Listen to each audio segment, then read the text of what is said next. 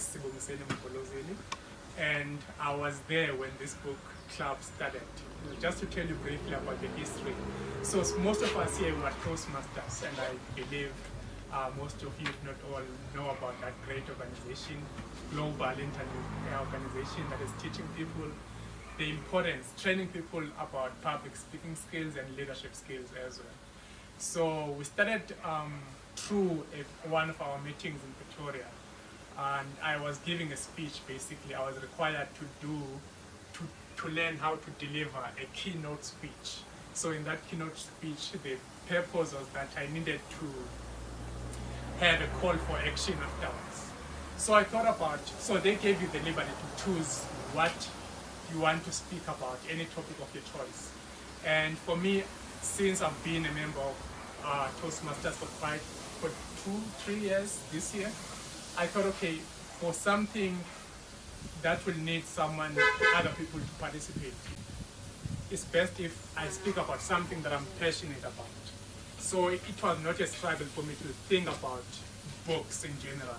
So through that speech, that keynote speech, I asked the members of the club to help me in forming a book club. That's how it started. And then a week later after that speech, Visionary Readers Book Club was started. And then we started through a WhatsApp group chat that we have. And then later on, a month later, that's when we started with our online Zoom meetings. So since then, I think our meeting was in June, at the end of June, the last Sunday of June. We've been meeting consistently online, reviewing different books, any books of your choice. We are not discriminating, fiction, non-fiction, everything you can think of. So that's how the book club started. And today, we are meeting for the first time in person. Unfortunately, most of the members, and we're not only Pretoria-based club, other members are from different provinces as well. So I think we're about more than 80 now in that WhatsApp group chat. So it would have been nice if we're all here, but I know obviously for different reasons, due to COVID also, that's not possible. But I'm happy that we are meeting for the first time, and I look forward to other meetings as well that will continue with next year. So this is our last one for this year, and I'll give you updates on the group in terms of when will be our next meeting in January. Can we applaud? So June this year. June this year. Wow. Yeah, so every month since June, July, August, September, we never skipped a month of meeting consistently. And our meetings, the highlights are on YouTube, every meeting that we have had. So if you haven't got the link yet, we can send you afterwards to go through all our previous meetings. Okay, cool. And before I proceed, I just want to thank the owner of the book club, Suzette. Can you maybe stand up? Thank you for coming. I appreciate it. Okay, so just 2 minutes before we can give a big round of applause. So when, I think it's been like 2 years ever since I did. Kevin, please come through. Please join us. Hello. You can have a seat wherever you are. You were just in time for the most important part of the. Yes, you can sit wherever. There you go. So yes, when I discovered this bookstore 2 years ago on Facebook, I thought, wow, these are good deals. The books that I saw on her page. So I thought, let me come through. I was still staying in Victoria at that time, and when I came here, I was shocked to see so many books and books that I enjoyed going for such a cheaper, affordable price. So I've been frequenting this place for the past 2 years, and I told her my budget every month was like 500 rands for books. You keep me alive. And at one point I was like, they were so good. I remember it was exactly September last year. I bought about 48 books in total in one go, and 48 books for the price of 1,500. Yeah, 1,500 rand, yeah. Imagine. So I was like, I need to tell other people about this amazing book club, this bookshop, and they can come and also get, because I know books are expensive. For my budget, I'll get 1 or 2 books a month. So since then, Perhaps unless I had the specific books that I wanted, then I would go to exclusive books or whatever. But then, ever since that time, we kind of built a special, unique relationship with her. And most of the time, she would, like, even though the books are cheaper, she would still send me at a cheaper price sometimes because I'm a regular customer. But the most important thing I'm asking her to come and join us for now is just to thank her for first and foremost for allowing us to meet here for the first time for our book club, and also she said we are more than welcome if we want to, since our meetings are monthly, to meet here if we want to on a monthly basis from next year. Anytime we are more than welcome. So let me say officially these are our headquarters. That's awesome. Thank you, Sibo. Oh yes, I don't want to keep you waiting for long, Susan. No, Thank you you so can much do your for thing. I'm going to creating listen to you. Don't worry. Another big round of applause. Thank you. Okay, let me start. Perhaps as we do a Toastmasters, I'm going to do a quick introduction so that we know each other. I'll start maybe just so we know you better. I think there's someone once said, you can tell a lot by a person by their favorite book. So I'm going to start mentioning my name and surname and then my favorite book. And then we'll go around like this. Just say the title, think about the title and the author of your favorite book. And then you sit down and then you move to the next person. That's how we're going to finish the introductions. I will start. Ladies and gentlemen, my name is Sibongiseni Mgolozeli.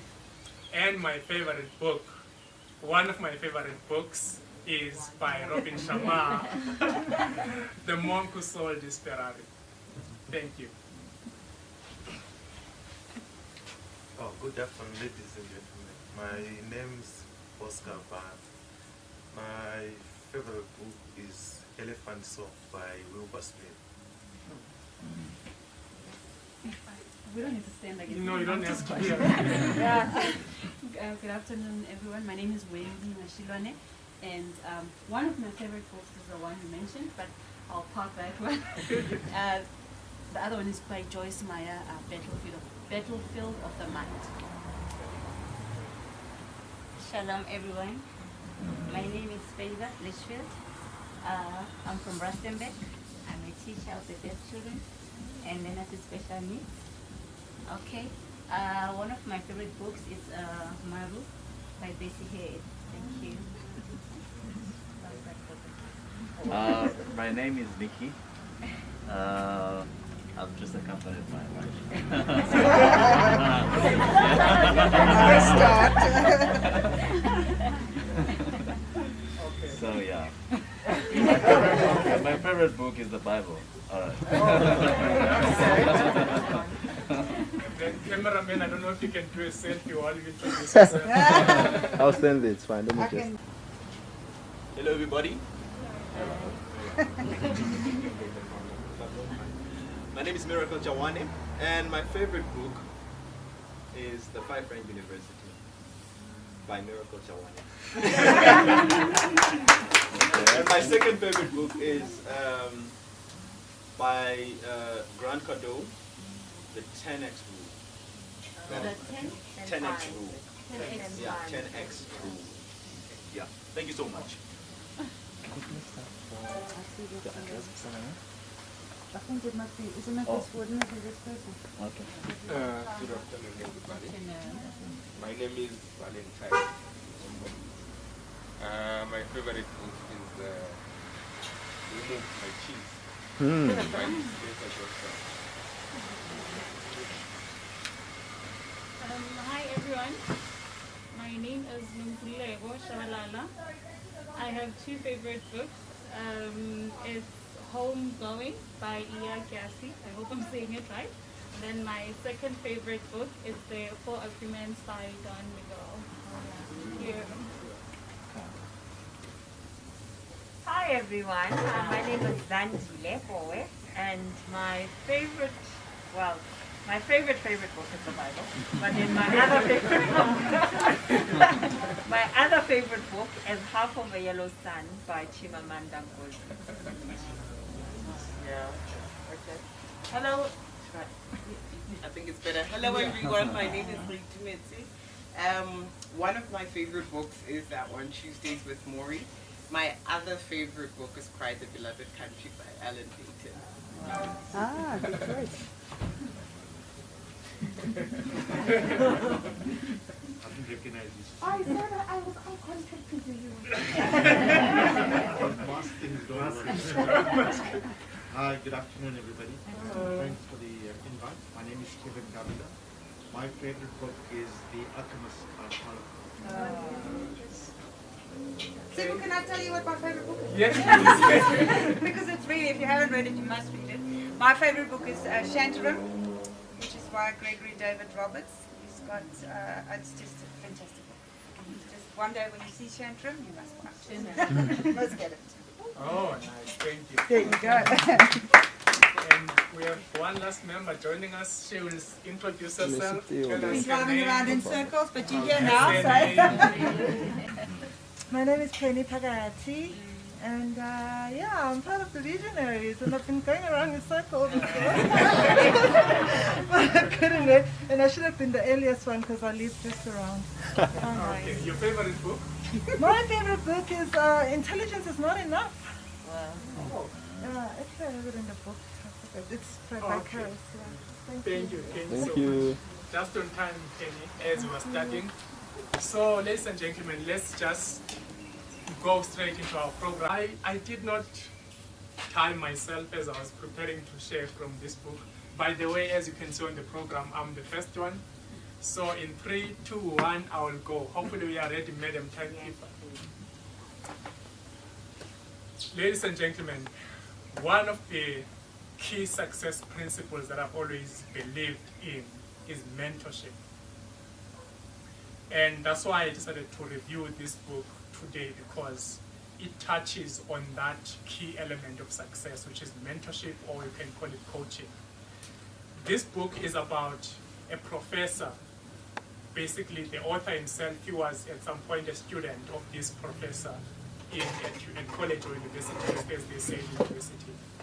And after this particular student graduated, he decided to leave, university. But somehow, because of the teachings in those classes that he was taking from the professor, there was something special from him that wanted him to go back to him, because this professor formed a special bond with all of his students, not only with the author himself. So the book, first of all, is titled Tuesdays with Maury.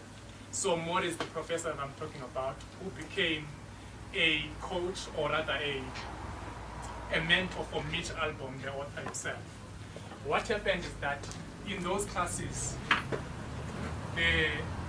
after he left, he realized, because I think as students, maybe say people who have graduated from college can relate to the experience that after leaving college, you feel like you are still figuring out, transitioning from college life into the work life. How am I going to do things now that I'm on my own? I'm an adult, starting into the workplace. And he realized out of those relationships he has built with his professor, he needs to go back for some of the lessons, because it was not only about lecturing or teaching generally, about life lessons as well, trying to know his students on a personal level, their struggles and everything. Then he went back to him to assist him about key things that he wanted to find out about life. And side note, the professor himself, after some time, retired, but was welcoming to everyone, especially the students, to come, for chat and for everything that you might need assistance with. The relationship has started in college. But I won't go into detail about those things. I just want to look at the outline and give you briefly about the things he was teaching his student about, like Mitch specifically, when he would visit him every Tuesday. So every Tuesday, they made an appointment that he can come and visit him while after he had retired. So they would talk about things like the world. Imagine you are fresh from college and you have started working and you still have no idea what is happening around the world, even though you know so much. But because this professor, he has retired, he has been all over the world, you would want to go and draw from the wisdom that he has gathered. So you tell him about things you need to be looking out for, how, basically about the character about your character. You need to be aware if you want to go anywhere in life. Nowadays, we confuse the word character and branding. It's always important to know your identity, which informs eventually the person that you are. So he was teaching him around those things about life, and sometimes they would talk about another Tuesday, feeling sorry for yourself. I think we can all relate to this. Sometimes you don't know how to stop yourself from feeling sorry for yourself, but if you have a mentor, someone who seems like they've got this thing figured out, who seems to be happy all the time, never be afraid to go and consult with them and ask for help if you need help instead of feeling sorry for yourself. And sometimes they'll talk about regrets. We've all made mistakes in life, but if we don't step out of our comfort zone and make mistakes and go after our dreams, we'll never learn. We'll always be having those regrets, maybe from the past mistake you've done in the past as you're growing up, but always remember to ask someone to guide you through, mentor, coach you. But the key thing is keep going with your life. So it's things like that. Since I'm running out of time, in some Tuesdays they would speak about death.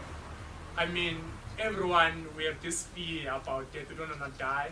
But I've learned from this book that, you know what, you need to face your fears head on, especially specifically about death. You need to learn, especially from philosophers. There are books that are teaching you about how to live a conscious life, knowing exactly maybe today you might die. Because sometimes we're afraid of living because we don't want to die. But while you can accept death as your ultimate fate in life, you will live your life as a happy person. So there are other things like talking about family.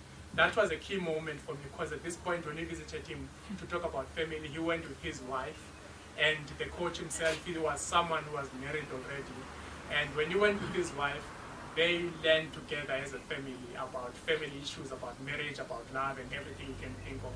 And then it went on, they spoke about fear of aging, about money, how love goes on, and about marriage, about culture, about forgiveness, about a perfect day. And then in their last Tuesday, they had their own goodbyes. So it's a very beautiful book. I would recommend it to anyone.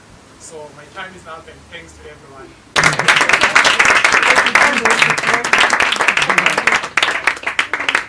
All right, now I'll put on my hat as the MC of the day and call on stage our second speaker, and that will be Wendy Mashilwane. Please take note of our timekeeper as she will be doing her.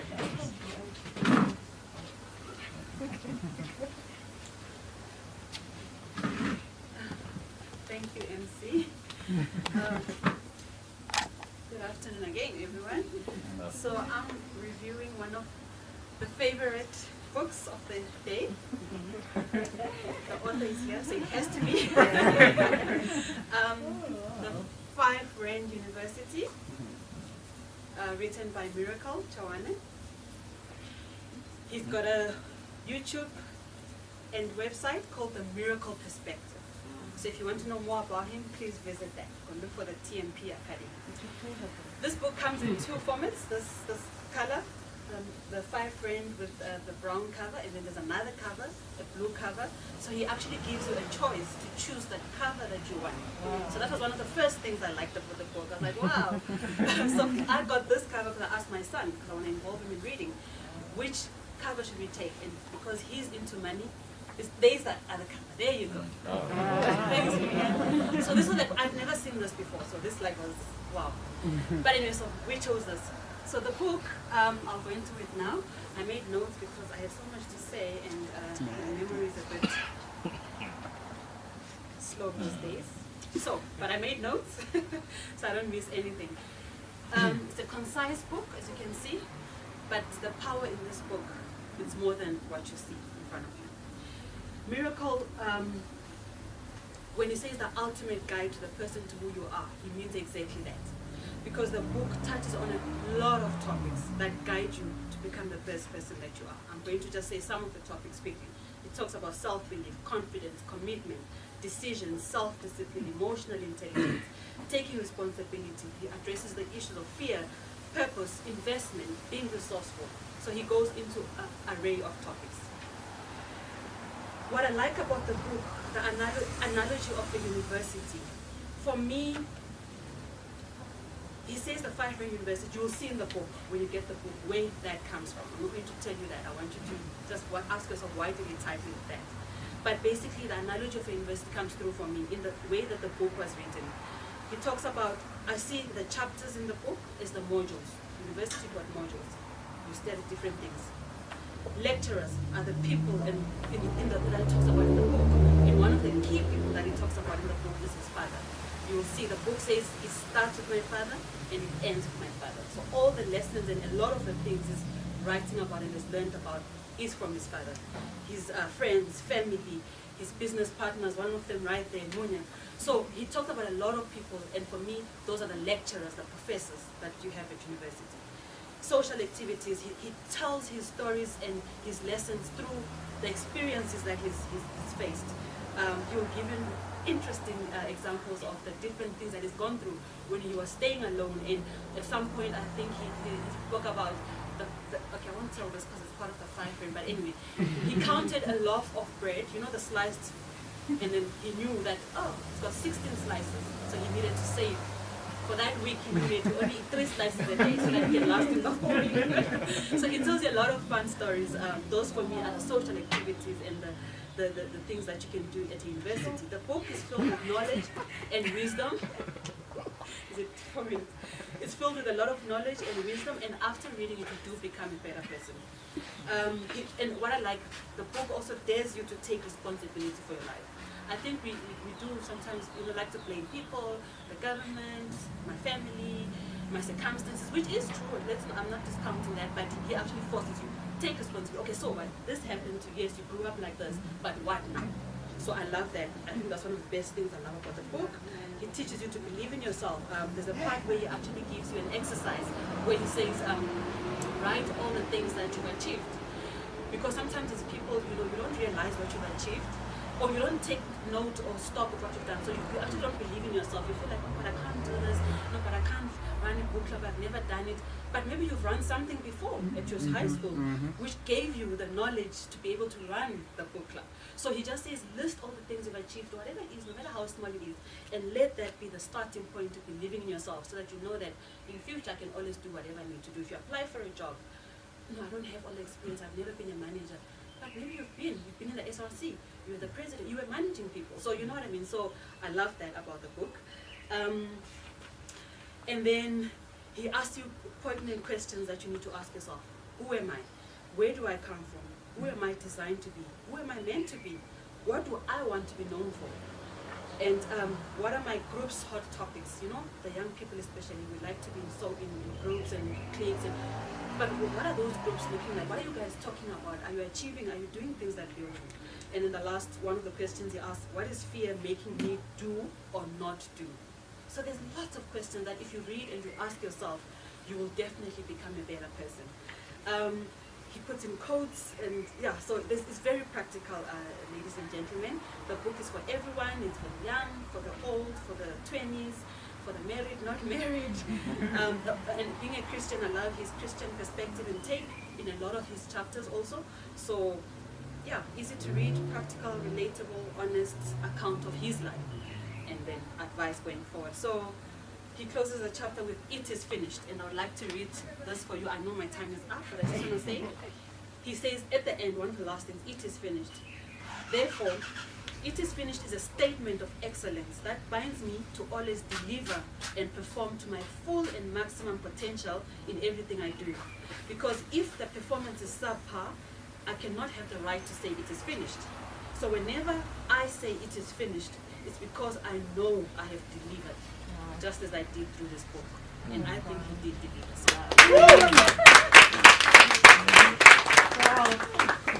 Okay, one more big one. I read the book myself. I have my own copy. So all right, let's move along right with the program. Our third speaker, as we have made note about the changes on the program, instead of Veronica, we're going to have Sarah. She also has her book. She will tell us more about it, and then we'll ask questions at the end. Let's welcome Sarah.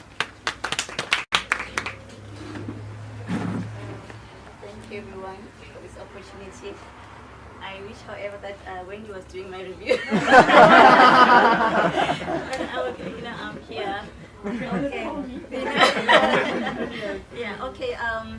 book is called Are We Not His Children?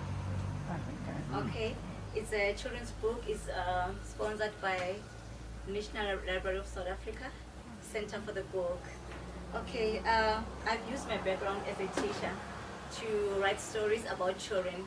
Yet I highlighted on the humor that on the conversations that children will have, when they're chatting or interacting with each other. Although the setting of the book is in an orphanage, but the book is not like a gloomy place. There's full of laughter here and many surprises. The cover of the book here is an old man sitting on this nice couch here, because the first chapter of the book is called Daddy's Chair. This came about because children in the orphanage, there was a myth going around that if you want to be adopted, you must sit in a couch somewhere that is hidden in a certain room, and you'll be adopted. It was also believed that all the children who have been adopted, they sat before on this couch. The main character of the book here is Vuyo. Vuyo is very interesting. His friend is Vuyo. They are always in trouble. Paul gets Vuyo into trouble at all time. Paul is always in in trouble with his friend, with his opposer brother, who's called JJ or Jason Jr. Because JJ is a bully. He believes that because of his being in the orphanage more than everyone else in the orphanage, so he can call the shots. Then we have the twins, Mary and Magdalene. These girls, they look so much like each other. No one in the orphanage knows who Mary is, who Magdalene is. And they confuse them each and every time. Will, of course, is in love with Magdalene, but he doesn't know who Magdalene is. Wow. So, in his own ways, he always says to his friend Paul, you know what, Paul, I don't want to put my bet on the wrong horse. Talking about either it's Magdalene or Mary. Then we have Gogo. Gogo started working when the orphanage was opened. Gogo somehow knows all the children's names, those who have been adopted, those who are still there as well. But Gogo's time for pension is due, but no one is bold enough to ask Gogo to leave the place. And then there's Mama B, the social worker in the orphanage. Mama B is very, very much passionate about the orphanage. She's the anchor of the orphanage. And the intention of this book was to give hope to all the children in Africa, whether you're coming from an orphanage or whatever background you're coming from. Hence, the last chapter there is called Hope. And Hope was written in a very wonderful manner that there's a lady who is called Hope. But when you start with a lady, as she comes to the orphanage, people are wondering who's coming to the orphanage. And as everyone, the audience, as we're sitting like this, they were sitting like that, then she tells them that, you know what, all of you, I've got your names. And the kids are wondering, this lady with many names, is it really possible? And then she calls the children and they say, give me your name. And they all say, you are Mary. The other one says Magdalene, of course it's Vuyo. And so, so the kids are wondering, and Gogo as well, how can someone have so many names? But at the end, this lady says, Gogo, actually forgot my name. You used to call me China. I'm the first child who's been here in this orphanage. And now I'm married to a prince from the from the island of Hope. That's why it's called Hope. Thank you.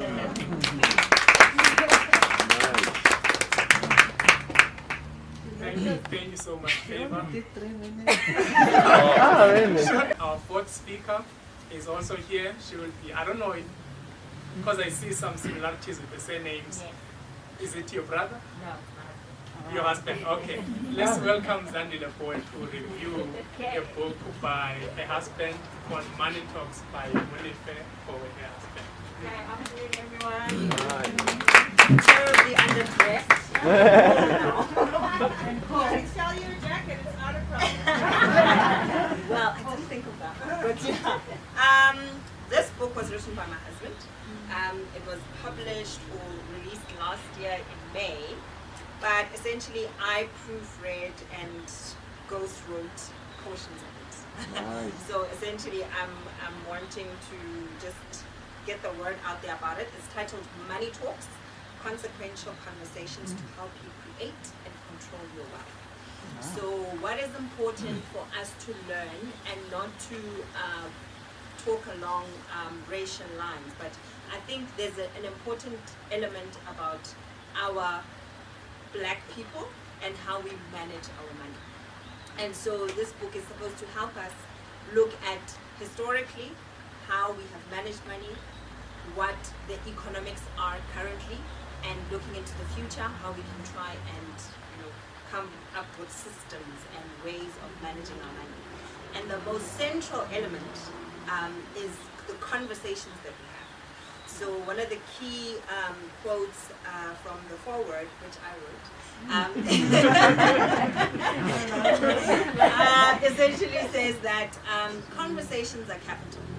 And we have a lot of environments where we talk, we go to talk shops, we go to conferences, we go to this, we're always talking. But at the end of the day, what are we getting from those conversations? How are we capitalizing? How are we turning those conversations, not to be transactional in every single conversation that you have, but you must be very aware of what you are talking about and where it's going. Is it something, can you build something with the conversations that you are having? Or is it simply, we are just networking and nothing really comes out of it? The book is set out in 6 sections. The first one is called Money Mindsets. So it's meant to sort of lay a foundation of the psyche and mindset that we tend to have about money.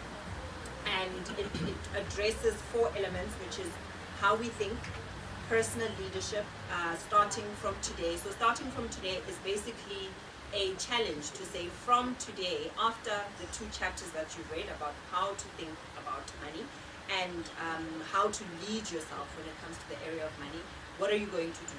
What action are you going to take? Because we tend to be very good at amassing knowledge, but not using it. We just learn and never really apply much. Relationships and money is a very good chapter because it outlines about 4 types of relationships that you have. Relationships of convenience, relationships of covenant, relationships of what's another one? Sorry, 16. So relationships that help you sort of build convenience, covenant, common mission, and compromise. So common mission is, for instance, your collegial relationships and relationships that are in the context of you trying to accomplish something, but it's not a long-term relationship. It's not something that's going to take you far in life. You just have a common purpose, a common cause, and after that, everybody breaks away and goes back into their common lives. So those particular relationships, you need to know how to manage money, because then we are here, we met in this wonderful book club, then someone borrows money from you. And they never return it. And I don't know how to engage with somebody like that. So you need to also have a sort of like code of conduct, how you manage your borrowing and your spending. So not just budget-wise, but who do you give money to? If you give money to a stranger, are you expecting it back? What is your theory and personal sort of code of conduct as to how I manage and deal and transact with people? So that chapter is quite good. Managing money, moving money, making money, and multiplying money. So that's just the different elements you need to look at. How do I manage my money? How much of it do I have? How do I generate it? Moving money, how do I transact?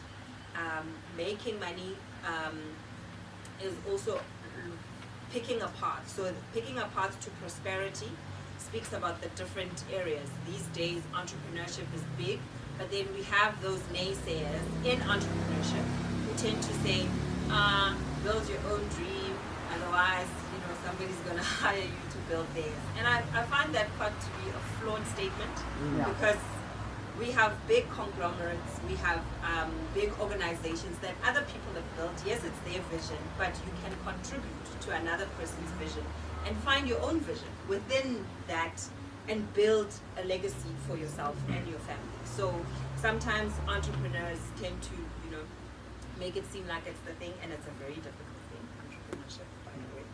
But multiplying money is about investments. So looking at the different vehicles in which you can invest, and he does literally just break it down in terms of teaching scholastically how to invest, where to invest, what avenues to invest in. Is it property? Is it stocks. What is it? So pretty much learning how to manage your money.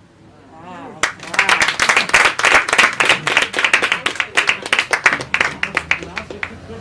Yes. Why wasn't your name on the book putting? Absolutely. Because I really, not to be a gender whatnot, but I really wanted him to get. It's his first book, so I think the next one will have both our names there. But I wanted it to be his debut book, and I got my credits. I got my acknowledgement. So it's good, but I really wanted his name to be on. Wow. That's beautiful. Thank you, Zandy.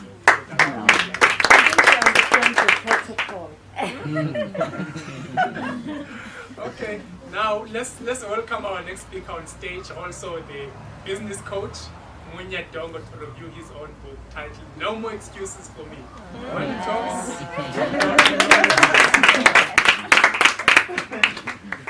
Okay, good afternoon. Is it afternoon or morning or night? Okay, first of all, it was really hectic for me to get. Took me somewhere, I don't know where it took me. Welcome to the Fortunately, club. I'm here. Okay. Is that an excuse? No more excuses.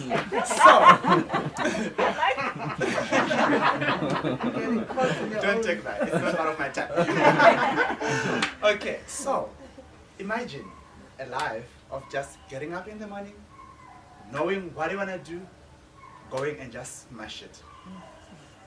Thinking of an idea right now, applying it, and start implementing it. Because the moment that you start thinking of an idea to the moment you start implementing it, determine how fast are you going to be successful. So that life, it can only be accomplished by somebody who say, no more excuses for me. So why the title is one of the questions that I always get from people. Why the title, No More Excuses for Me? So looking at my life, where I was and where I am right now, I barely recognize myself if I look back just like 5 to 6 years back. Because I was somebody who was surrounded like completely like in the middle of excuses, of things that I could have used as my own excuses. But I managed to conquer them one by one. Not because I've got some superpowers, but simply because I knew what I want and I know that I can get it. There is no one who was born from heaven and just thrown on this earth. We were all born the same way, or have got the same blood. So those who have become successful, so what's so special do they have that I don't have? I looked around and I couldn't get any. So, and then I just listed all of the things that I was using that I could actually use as my potential excuses. First of all is I'm young.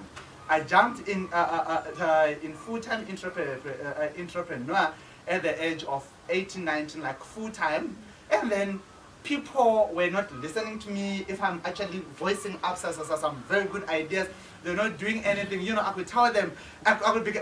Let me tell you one thing, and let me warn you.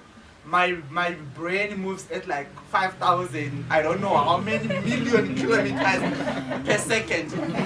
So whenever you come up with an idea, before you even finish talking of an idea, I already come up with a plan of this and that. But people were not listening to me, and it was frustrating me because I was young. Then one day I grabbed in the morning and said, what can I do so that these people can start respecting me? And then I said, okay, I'm going to change my whole dressing to be formal. That's one thing. Second thing, I'm going to change my name and actually stop calling myself, hi, I'm Nyerezi Dongo, and start calling myself, hey, this is Mr. M. Dongo. So you have no idea who is who, what is what. And I quickly went and bought a domain, mrmdongo.com, created emails, info, admin, contact, help, event, all those emails. And when we are talking with info, I say, okay, our billing department is going to talk to you. I'll just switch and go to the billing department. That was another way of me dealing with my excuse of, I am young. And then, I grew up, you know, I suffered depression and anxiety at a very young age, and what it did to me, it caused me to have speech impairment, lose confidence, and sort of stuff. And you know, that affected me so much, but I found ways of actually using that to my own advantage. Like, so what I'll do, I'll go in front of people. This is what I love. And this is what I love every time. So I'll go in front of people, I'll share with them whatever that I need to say. If they say something negative to me, say, Munya, you're not gonna do this. Guess what? Oh boy, I'll take that and use that as my own affirmation. And so if you want me to achieve something, I'm just giving you a hint. Talk bad about me in front of me, to me, right? And then once you do that, I'll say, I'll go and show you that I can do this. So those are some of the excuses. So that are actually listed here. So many excuses that are also that you also use and that I also suffer. I know I've got 30 seconds. You know. Yeah. Oh, is it 5 minutes? Okay, good. So thank you so much. So I actually articulated them in 7 short topics. Number 1 is called grow hungry. You know, how I managed to actually grow as a hungry person. I always wanted to explore what's there, like what's there, or what's beyond that horizon. You know, I needed to know that because I didn't have that, right? And then, do I deserve this? Or did I deserve that? You know, I failed so much in business. Remember, I get in as a young person, and as a young person, you're so ambitious, you know what you want, and you just do whatever it takes. And I made so many excuses. Some of them, I found myself in from earning 30,000 rand a month to be going in 150,000 in debt. And then in not knowing how did I get there, but I managed to get up and go, like having a very bad publicity, but I managed to turn that to my own advantage. And then network marketing is where I also learned quite a lot. So that's why I call this chapter grow through it, don't just go through it. Like so sometimes you also make a lot of mistakes. You face a lot of challenges. Please grow through them. Don't go through them. You know, grow through them, right? And then so I also go and say, why do we really make success? The excuses. Why do people make excuses? I think I know it. You know, I think I know it. And then types of excuses as well. And why is it important to stop making excuses? So I also give you some guidelines and steps to stop making. I give you 16 steps that I have used and that I am still using that helped me to stop making excuses, of actually telling people like what they were doing, of laughing at me, at how my voice was sounding, how bad was my English, you know. And I changed that and actually build a business on that. Right now, guess what? People pay me to talk. Because I have dealt with my excuses. So what excuse are you using that is stopping you from making money, from becoming successful, from living the life of your dream, from living the life that you were meant to be? You know, what excuses are you actually making? Thank you so much, guys.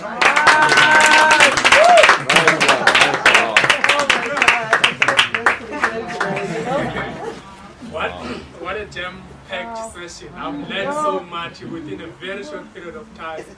I am so motivated. I am so inspired. This is brilliant. This is very encouraging. Thank you, reviewers, for sharing your stories with us. But let's move to our last speaker of the day with a book, which is next to him. I will welcome Mr. Kevin Govan on stage to talk about his book titled The Rise of the Sharing Economy. Over to you, sir. Hi, once again, thank you for the opportunity, and thank you for giving me the opportunity to present to you guys. I didn't know it was 5 minutes, and who knows me, I'm not a 5 minutes. This is going to be my challenge for no excuses. My name is Kevin Govan. The book is called The Rise of the Sharing Economy. Excess is the new ownership. So the picture just shows you the difference. So I focused on 6 areas: car sharing, accommodation sharing, book sharing, music sharing, media sharing, and bike sharing. I know it's quite, I'm just going to read the blurb because I think we can now give you, because otherwise it's too much for you. So the book is 21 chapters. I did it part of my master's at Business School, but it was, I added 5 new chapters which I thought was relevant. So one of them being micro-entrepreneurship or entrepreneurship, because we all talk about entrepreneurship, but it's not easy to get into entrepreneurship. So I talk about the concept of micro-entrepreneurship and how every one of you can have the opportunity to become a micro-entrepreneur. The other one is the fourth industrial revolution. We talk about legislation, regulation. You know, the problem with startups and innovation companies, there is so much of red tape around it. Also, we think that we can actually develop a new company using the old legislation, regulation. And every time there's a new company, we take the old and we say we want to apply it, and we know it doesn't work. So that's why you find a lot of startup companies don't do that. So, so we talk about, is access the alternative to ownership? In 2011, the sharing economy was dubbed by Times Magazine as one of the 10 ideas that will change the world. And it has been widely hailed as the major growth sector by sources ranging from Fortune Magazine to the World Economic Forum to the former President Obama. The sharing economy is a new economic model that focuses on access to assets or resources instead of ownership. It has exploded in popularity over recent years and has been disrupted a significant amount of mature industries such as accommodation, car sharing, and it was estimated to grow from 14 billion in 2014 to 335 billion US dollars by 2025. So it's huge. And I think the whole premise of why the sharing economy, it with limited resources, the desire to become environmentally friendly, the high cost and burdens of ownership, and a rapidly growing population living increasingly in densely populated areas, consumers are faced with greater challenges and opportunities to fulfill their consumption need. So what people are experiencing a significant value shift with a desire to reconnect with products and services in a different way, become more cost environmentally conscious, and are prioritizing experience over ownership. Because the whole premise is you got to own something to experience it, and it's not only that, right? Yes, I think that the challenges we have in a country like South Africa, where there's inequality, there's poverty. We're sitting on over 60% of people living below the poverty line. The whole aspect of owning is one of it's an important thing for a lot of people, because that shows ownership shows you've arrived, you've succeeded, you've overcome some of your barriers. But the whole premise of the sharing economy is saying you don't have to, it's no longer about the ownership, it's about the experience. Because that's what it is, right? You want the way you live, the way you work, the way you commute, the way you travel, will all fundamentally change.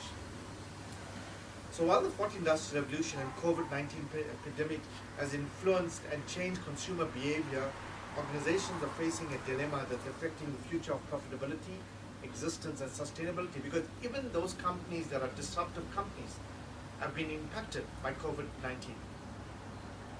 So in the rise of the sharing economy, I talk about firstly the evolution of the sharing economy, consumer behavior, how consumer behavior has changed, and what are the key things that when you design a new product or service, what do you need to be in there that is important for people? I looked at research across US, the UK, and there were 18 perceptions that were important to people. So part of that whole process is that I said in a South African context, we're unique from the country, but it's also great ideas for innovation. What are those 5 things that are important? For example, trust, safety, perceived risk, curiosity, and by the way, out of that, it actually, my book, I got the Golden Key Award for the groundbreaking research, because it actually made a theoretical contribution to the body of knowledge. So the whole thing is, and I know I'm out of time, but I just want to talk 3 examples, right? The first example is, if you look at Aisha Pandam and her husband, they created Sweep South. Now, as you know, in the country where there's a lot of parents who work as domestic workers, there's also firstly they were not paid properly. Secondly, there was the way they were treated. What they did is they revolutionized the whole thing about working as a domestic worker. Firstly, they brought legislation, regulation to it. They brought fair pay to it, and also with the 2-way rating. If you're not happy working for somebody, you could actually rate them poorly, and you will not go there. So it's brought, that is the whole trust economy, right? And that's what's coming. That's the one example. Another example is a gentleman in the township. He realized that students were not being able to get to school because they had to walk like 5 Ks to school. So what he did, he created a sharing economy based on bicycles. and he gave this bicycle for 1 rand. You could use this bicycle for 1 rand a day to travel to school. And what they found is it increased the attendance of kids to school, as well as the whole premise of them. I think the other two areas that we from South Africa, I think food security, and there's a lot of land. People own a lot of land, but you don't have access to capital to be able to do this. So Hello Tractor, I'm not sure if anybody, if you know of it, they created a company in Nigeria, where if you look at it, if you got a 1 hectare land, which is about 10,000 square meters, to be able to cultivate on that, it takes you 21 days if you do it manually. If you have a tractor, it takes you 8 days, 1 day. 8 hours, 1 day to do it. You can imagine the efficiency. So, and you don't, the whole premise is you don't have to own anymore. You don't have to be associated with the burdens of ownership, the property rights theory that's such a, you can actually go and engage. There are so many platforms, and I think what the book brings to you is you as a consumer. I did one presentation to about 100 CIOs, and I asked them to put their hands up and say, listen, the first slide, here's all the icons of companies, who knows this? And most of them don't know it. And then I put the second one up and I say, who knows it? And 99% of the people. The first slide was about companies and opportunities and platforms in South Africa that currently exist that nobody knows about. So that's what the book brings out. It brings out what are the different sharing economies across the different sectors.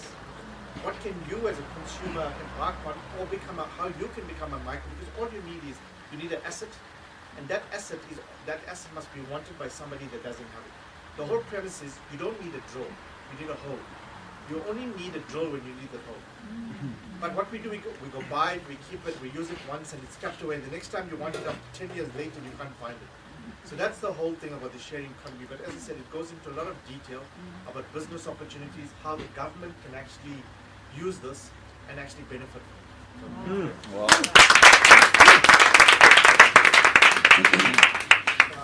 Thank you so much, Kevin, for that excellent review. By the way, I got my copy about 3 weeks ago when the book was launched. Wow, okay. So I just want to mention this before I open the stage for questions to all the reviewers. So as the book club, we also refer to ourselves as a movement. Because we believe there's something big coming out of this book club. So with any movement or organization, there are values, there are visions, there's a mission as well. So with us, our vision, we want to see each and every home in Africa with a bookshelf. That way, when there's like resources in place, it's easy for the kids, the African kids, to have something to read about at home. So that's our vision. And our mission now is to promote the reading culture within the African continent and beyond. So you see, those things are actually related to each other. And it's not only that, because as a book club, we're all about books. We know there's an element of small businesses involved, like authors. We support authors by buying their books. And we also promote small businesses. We support and promote small business. Like where we are now, it's a business that is thriving on books. So I've frequented, as I said in the beginning, I've frequented this place for the past 2 years to support the business that is going on. And if you remember from our mission, which is to see every African home with a bookshelf, we have people in the book club who are specializing with making African designed bookshelves, like really beautiful.